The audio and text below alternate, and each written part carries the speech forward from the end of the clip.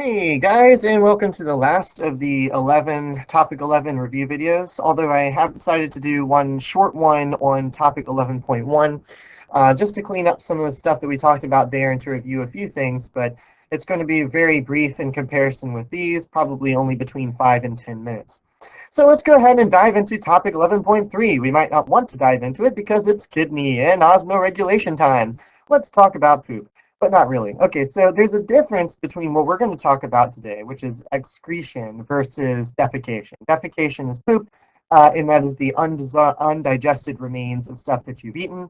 Um, Excretion, however, is the waste products of metabolism. And if you remember way back from topic 8, metabolism is defined not only as cellular respiration, but more broadly as any of the metabolic or catalytic or anabolytic pathways that enzymes use to break down molecules or build them back up. So basically, it's the changing forms of energy, whether it is in photosynthesis or in metabolism. So basically, all of the byproducts of when you guys go out there and eat a bunch of food and have to break it down. So that is what we're talking about when we talk about excretion. It's not talking about the undigested remains of the food, but the chemical wastes from that process of breaking it down.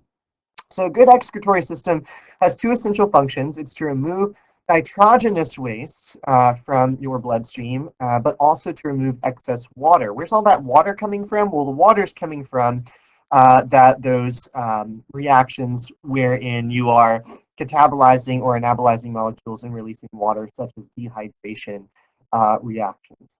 We'll try to see if we can remember some of that stuff here in just a second.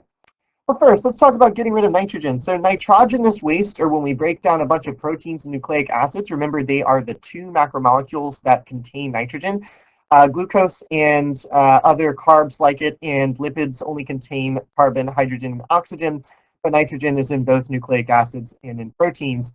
And when we get rid of nitrogen, how we get rid of it is really due to our evolutionary history. So most aquatic organisms eliminate it as ammonia because ammonia is water soluble, and of course they're surrounded by water, so they could just be like, goodbye, and it combines with the water, and there you go. Mammals use urea, which can be highly concentrated, but actually not quite as concentrated as uric acid by reptiles and birds. So mammals are sort of in between. We can conserve a lot of water, but we don't necessarily have to, and so we can actually have highly concentrated urea that also does require what other organisms would consider an excessive amount of water that we can get rid of. Reptiles and birds don't have that option because their metabolisms are usually so high or their water intake is so low that they need to use uric acid so that they can store their waste without using much water. But anyway, the big idea is that where you live and your evolutionary history will help to determine how you get rid of your metabolic wastes. Here's a great diagram to sort of show urea versus uric acid versus ammonia and which groups are more likely to use which. Okay, so where does that water waste come from? Again, it's produced via condensation reactions. It's used during hydrolysis. So if you remember, condensation reactions are where two monomers or small molecules are bound together into a larger molecule known as a polymer or a macromolecule. The binding together of smaller molecules into a larger one is known as dehydration reaction because it actually produces a water molecule. We get rid of a water molecule in order to catalyze, or rather in this case, anabolize that reaction. But on the other hand, if we're talking about breaking something apart, so catabolizing it, we actually use water to break them apart, and that is called hydrolysis. If you guys don't remember this, just review some topic 2 materials and you guys should be good to go. But basically, the big idea is that organisms have to maintain a balance of water in their cells to avoid death because you don't want to have too much water in the cell because it'll be hypotonic to the environment, and you might get solutes moving in, or it might be hypertonic and you might get water moving in. You need to preserve that isomaticity within your body so that your tonicity does not cause crazy concentration gradients so your cells burst or shrivel. And that's why it's very important that while all these metabolic reactions are occurring, producing water or removing it, your body needs to compensate likewise to make sure that there is just the right amount of water in your cells. So are you a regulator or conformer? So osmoregulators are going to balance their body's osmolarity, or the amount of solute in their fluids, And they're going to do this regardless of the environment. So they could be in any environment and they're still going to balance their fluids and keep it at the same level and keep that internal homeostasis intact. Osmoconformers, on the other hand, are going to try to match their osmolarity with the outer environment. This is very close to endothermic and exothermic organisms. You know, we control our internal body temperature, where exothermic individuals determine their body temperature based on their surrounding environment. So same deal with osmoregulators and osmoconformers. We can see on this graph here, this line of isomaticity is going to show where these organisms are isotonic to their environment. Osmoregulators, we can see that osmoregulators are fairly perpendicular to this line. They cross it at a different angle because they're going to remain constant. But osmoconformers, as the external osmolarity increases or the solute concentration increases, their internal osmolarity will likewise increase to that line of isomaticity. So osmoconformers follow that line, osmoregulators deviate from it. Okay, the excretory system. So in mammals, our kidney is what we use to go ahead and take out all of this digestive waste from our bloodstream, these metabolic waste. In insects, they use something called Malpighian tubules that is not separate from digestion. In our system, the excretory system is separate. So again, when I talk about excretory system and excretion, I'm not talking about poop, I'm talking about something different. I'm talking about metabolic wastes. In insects, the two go together. In animals, we keep the two separate. So first, IB wants you to know about Malpighian tubules, which I got lost somewhere in spelling. In insects, they're full of something called hemolymph. It's a lot like hemoglobin in your blood, except it doesn't carry oxygen. It just carries other nutrients. And so these Malpighian tubules are going to be full of hemolymph, and their job is to branch off from the intestines and grab all the waste, the nitrogenous waste from the hemolymph. And then the tubes are going to go ahead and actually combine this with the digestive food in the gut. So imagine if all your excretory wastes were combined with all the undigested food in your gut. That's disgusting. Solutes in water and salts are all absorbed all at once into something called the hindgut, while nitrogenous wastes are concentrated into uric acid, and undigested food is expelled all at once through the anus. Woo! In humans, though, our nitrogenous waste is expelled separately from our defecation or our poop, right? Which you should hopefully know. So here in an insect, we can see here that's the midgut. These are all those Malpighian tubules. They are going to absorb hemolymph, which is all has all the salt and waste into it and everything. It's going to get it, put it into the stomach. In the midgut, it's going to swirl it around, mix it all together. It's going to remove all the good stuff, and it's going to poop out all the bad stuff. Okay, all right, so let's take a look at the kidney in humans and see how that same process is done in us. So here's the kidney. The kidney is going to be basically a bladder that filters stuff, is the best way. Think of it like the Brita filter for your blood. You've got your arteries bringing blood in, the renal vein bringing clean blood out. The renal artery goes in, full of waste, comes out in the vein, not full of waste. We're going to go into something called the medulla, which is surrounded by the protective layer of the cortex. The medulla is going to be where all your nephrons and filtration systems are going to be. And then we have the pelvis and the ureter, which are going to be the tubes that are going to take all the waste that are absorbed in the kidney and push those out. Excuse me. So the renal artery brings stuff in, the renal vein. So the renal artery brings in the blood full of waste. The renal vein takes the blood out that isn't full of waste. And the renal pelvis and the ureter take out all the waste and remove it from the body separate from the blood. Okay, so nephrons. Nephrons are within those medullas, so that there's little regions inside the cortex. Nephrons are going to filter out the blood, the waste from your blood. So the blood in your renal vein, the blood that has been filtered, is going to have less urea, less waste, less water, solutes, and ions, because those were reabsorbed and taken back to the body because they're useful. We don't want to get rid of those. Less glucose and oxygen. Why? Well, remember that when we are reabsorbing our water, solutes, and ions, we're probably using active transport, and that requires glucose and oxygen because our mitochondria have to power it. So that's why we'll have less glucose and oxygen in the blood that has been filtered, and we'll have more carbon dioxide because why? Mitochondria produce carbon dioxide when they do respiration. So that is some clues about what's about to happen. and it's included in the evidence for our kidney function. So we can look at our blood and tell what's in it and tell, okay, so based off what's in it, is metabolism occurring? Is there active transport? What's going on? We know some of that has to be happening when we send blood through the nephron. So let's take a closer look at what happens inside the nephron.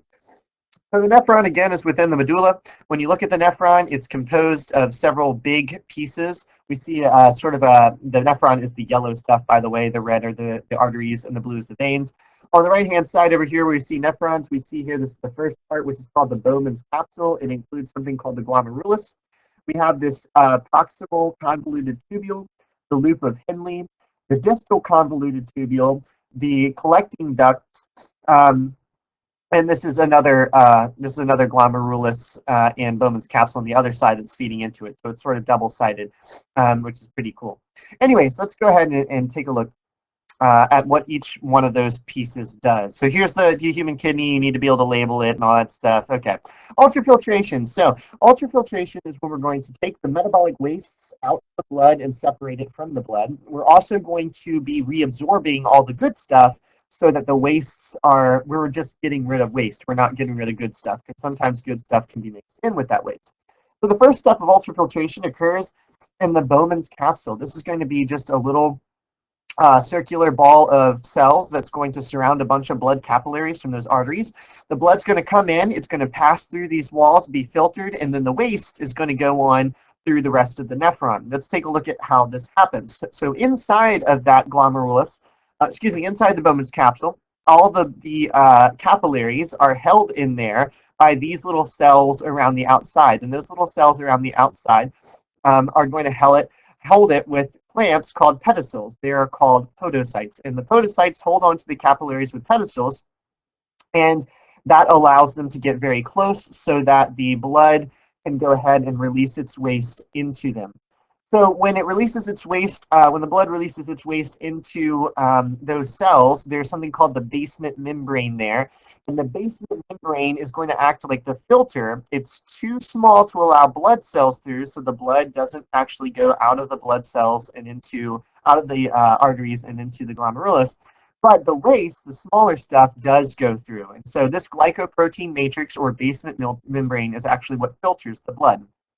Once the blood is filtered, it's going to travel on to the proximal convoluted tubule. So glomerular blood vessels, those little capillaries that are here inside of the Bowman's capsule, those are going to be highly fenestrated or porous, so the blood can leave freely. Of course, can't pass through the basement membrane, so it is pushed back into the bloodstream, but all the wastes are able to leave.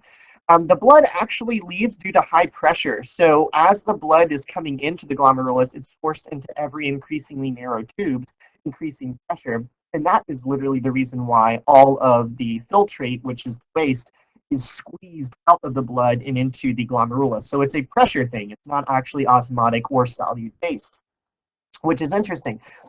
So the filtrate, which is the waste, contains no blood cells, platelets, or plasma proteins. Those continue to go back into the bloodstream.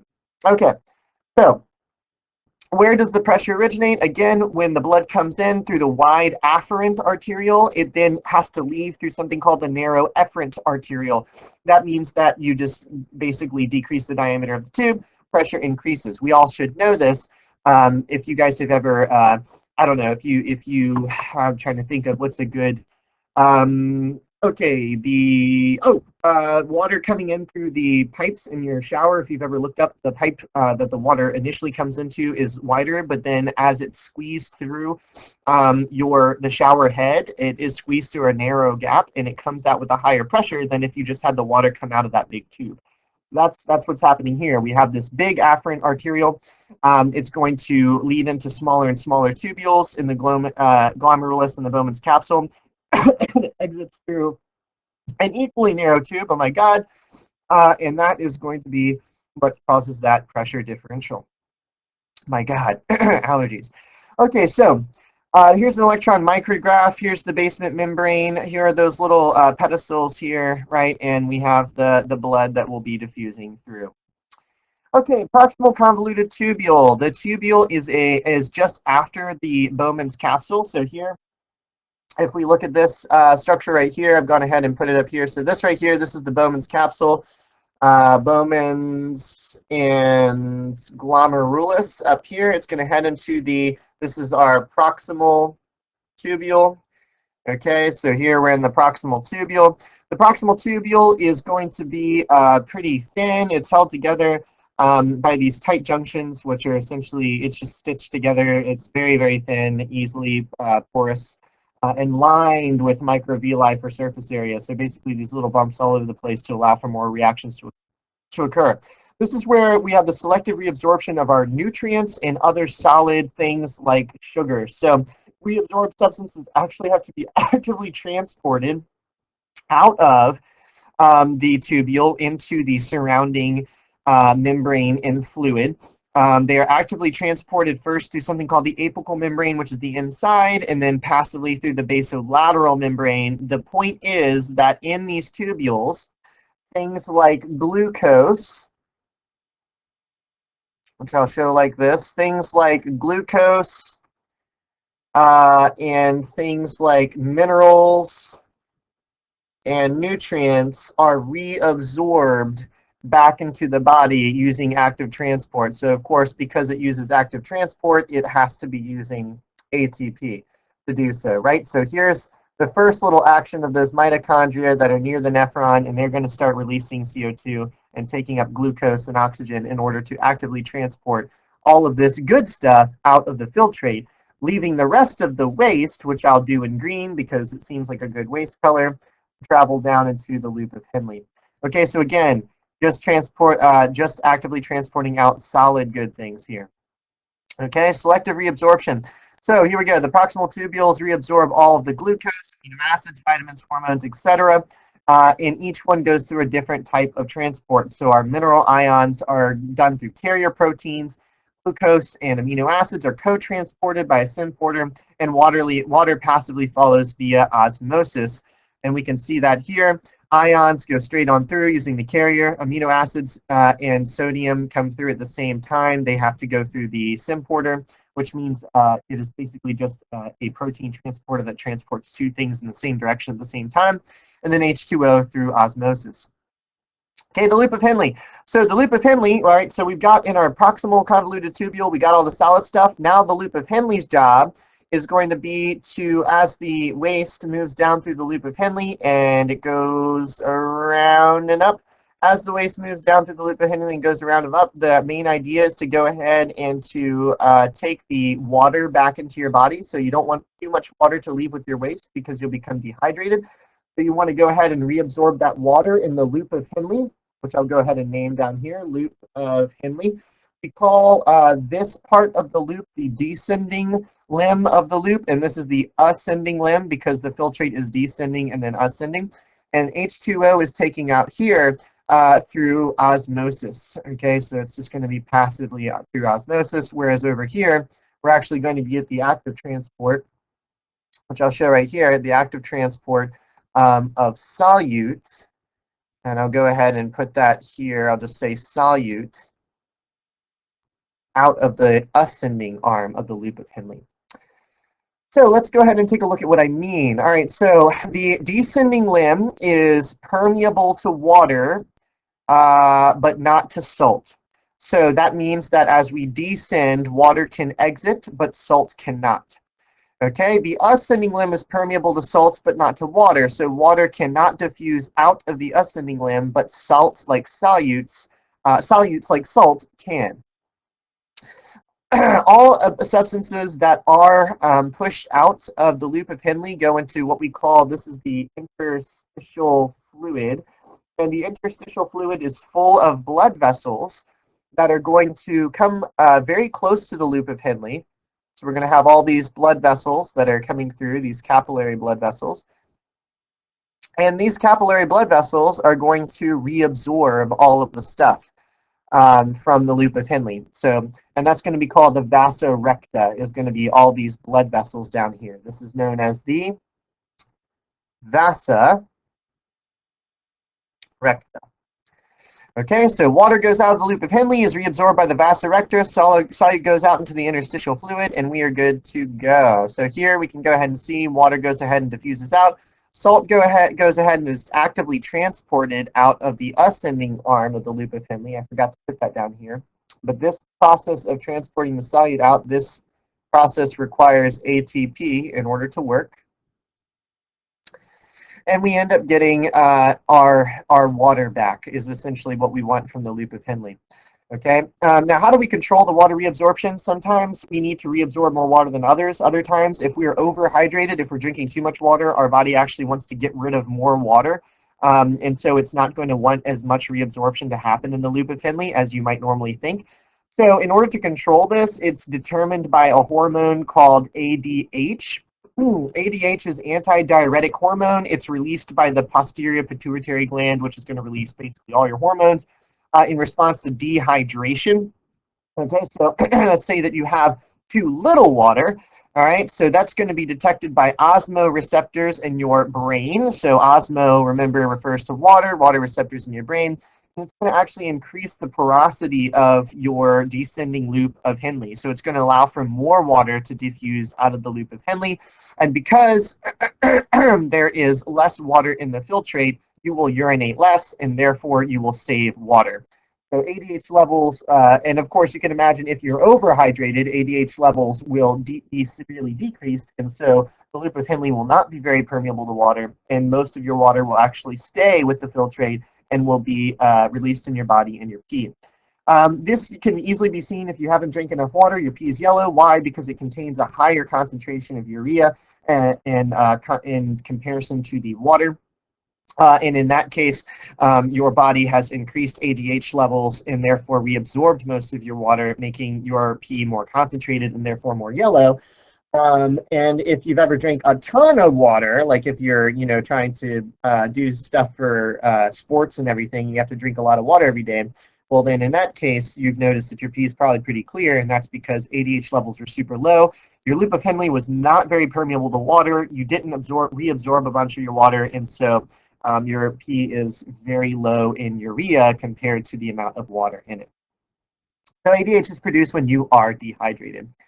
Okay, just to let you guys know, I have this video. I'm going to link it again, but this is to help you understand the loop of Henle. It's usually the most often misunderstood and confusing part of this whole nephron thing. So please take a look at that video again. Make sure that you understand the loop of Henle because it is very important. Okay, man, I'm just falling apart in this video. All right, so let's continue. Dehydration, all right, so when you're dehydrated, your body fluids become hypertonic, which means your urine is minimized and your blood pressure actually drops because there is less plasma or fluid in your blood and therefore less pressure in your tubes. Your heart rate has to increase to pump harder to get that blood through your body without the natural pressure of the liquid that's usually in it. And you start to lose your ability to control your temperature because a lot of your heat is delivered through your bloodstream. So when your bloodstream is starting to slow down and shut down, that's going to screw up your ability to regulate your internal temperature, and you might die. Overhydration, your body fluids become hypotonic. You produce a lot of excess clear urine because you have very low levels of ADH. Your cells will swell and burst. You'll have headaches and disrupted nerves as that pressure starts to push down on a lot of your nerve endings. And you might have blurred vision, seizures, coma, and death. So not good to be overhydrated or to be dehydrated. There are different modifications to the loop of Henle in animals that need more water conservation or water retention or reabsorption, however you want to say it. They have longer loops of Henle, whereas ones with less water retention needed have shorter loops of Henle, as makes perfect sense. The more surface area you have, the more water you can take back. Okay. In here we see environmental conditions and medullary thickness. So if we look at medullary thickness, that's going to be related to the amount of waste that we're actually able to take in through our medulla, which is where our nephrons are. That is going to be dependent upon your conditions, right? So we can see here in the aquatic organisms over here, based on body weight, aquatic organisms have very low medullary thickness because they do not need to provide such a barrier. They have a lot of water. They don't necessarily need to worry about most of that selective reabsorption of water we talked about, whereas these guys in arid environments need a very thick medulla to make sure that they don't lose too much water through their excretion. Okay, and then we have the role of ADH. Again, it's just going to change the selective permeability to the loop of Henle and how much water is reabsorbed or not. Okay, so that's really topic 11.3. Hopefully that makes sense. The big takeaways of this topic are just that when you are inside of the nephron, oh God, hang on. There's one last thing here. I forgot about this last part. Once we're out of the loop of Henle, okay, our waste is going to go through here into the collecting ducts, and more solid waste and water is going to be removed here by what we call the distal convoluted tubule. Okay, and so we're going to have the reabsorption of solid and water. So it's going to be more sugars, minerals, and all that stuff, and more water. And then finally, the hyper-concentrated urine at this point is going to move down through the collecting duct, which is what we call this right here, the collecting duct. It's going to move down through there, and it's going to go down here into your urinary tract, where you're going to pee out all of that fun stuff. So anyway, sorry, that was the last. There's a last little bit of selective reabsorption there.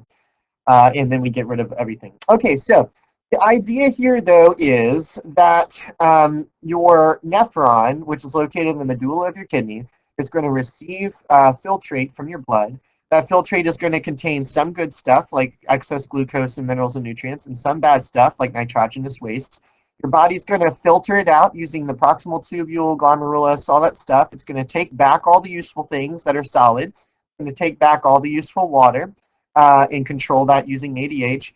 And then once it's gone through several stages of taking back all the good stuff and making sure that what's left is just waste, it's going to expunge that waste from your body, and there you go. You should be good to go. So hopefully that has helped you to understand topic 11.3 and the selective reabsorption and ultrafiltration of your blood system. If you guys have any questions, please feel free to email me. Check out the prep questions now, and have an awesome day.